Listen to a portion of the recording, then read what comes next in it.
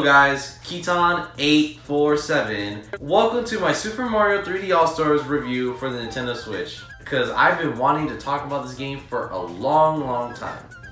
Because $60 for 3 Mario games is worth the money. In my opinion. I'm going to give you guys my honest opinion about Super Mario 3D All-Stars, and I want to see if you guys want it, try to convince you guys if you guys want to get the game. So let's get started.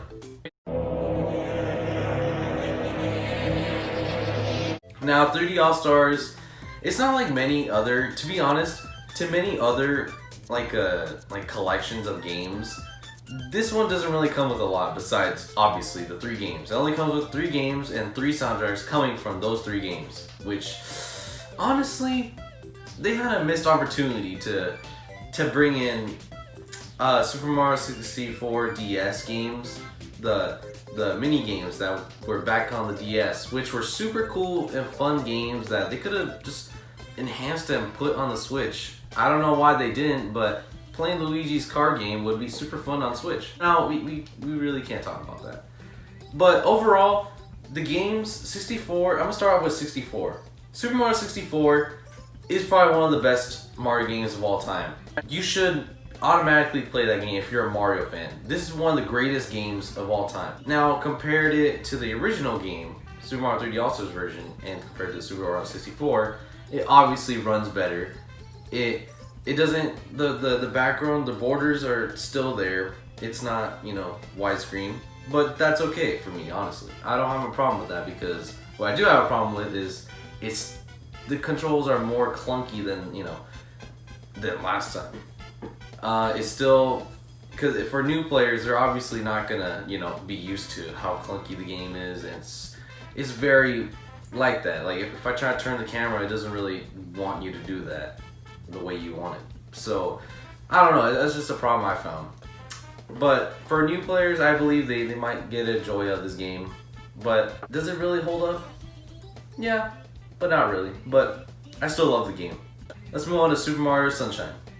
Now Sunshine, this is one of the more better ported and updated games, because they had to do a lot, because this game has a lot of glitches, and it still does. Super Mario Sunshine has a lot of glitches in it still, but they enhanced the game by putting it in 1080p.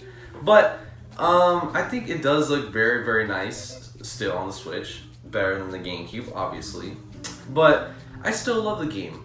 Sure, it has a lot of glitches. Sure, the game does feel weird. Sure, the mechanics do feel weird, and the levels super hard. But I really enjoy that game. Now, Super Mario Galaxy, on the other hand, is one of the more better ones for modern players or new players to play for the newer generation of gamers. Because I believe that Super Mario Galaxy is one of the best for beginners, because it's not hard, but at the same time it's giving you a nice challenge, because it's one of the more better games. It runs on 1080p, 60 frames per second, which is very good on Switch. Not a lot of games do that, especially Breath of the Wild. But this game, it is very good for beginners. It's not so hard. It gives you a nice challenge. You have a blast playing it. It's super fun. Sure, it's not as open, if the term is right, as Super Mario 64 or Sunshine. Like, the world doesn't feel, as magical as those games used to be, but it still is a great Mario game that a lot of players should play. So I do believe it should be one of the best beginners for Mario fans, obviously. Now, when it comes to 3D All-Stars, I really think this game is worth it. For 3 games, it's worth it. Now, the way they reported, honestly, I think Nintendo was kind of, this is not me talking crap about Nintendo. It felt kind of lazy, if you know what I mean. They didn't really, they just enhanced it, just because if you want to play it on a PC, you can, but that's kind of illegal, to be honest. But I think that they made a way to make more people that don't have a PC or don't want to, get it illegally, give new players an option to play these 3 great games for Nintendo Switch. And it's not lazy, but I do understand how you're supposed to redo all these 3 games. Like, I get it, but honestly, it's probably one of the best things they've ever done so far. except making it die in March 31st, 2021. Come on.